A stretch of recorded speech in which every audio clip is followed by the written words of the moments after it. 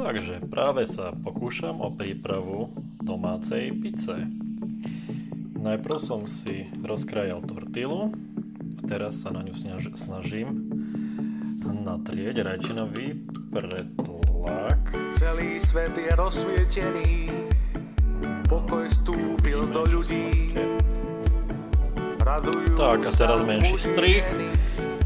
Už som si tam nahádzal kukuricu, ale mal som dať najprv šunku, čiže musím dať teraz tým pádom šunku na vrch, tak uvidím, ako to bude vyzerať.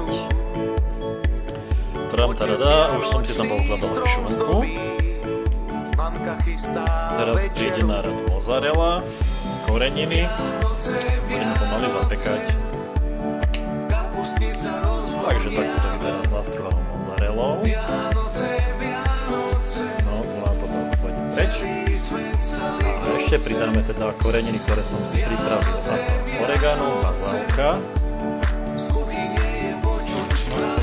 Bazálka.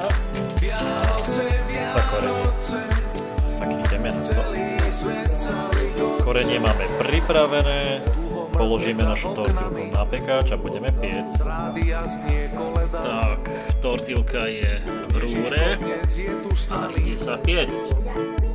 Už sa nám to pečie. Momentálne je to v rúre 6 minút a ešte nasypíme počkáme a uvidíme. Tak sme vybrali tortilku z rúry a takto je výsledok. Nech sa páči, dobrú chuť. Čaute.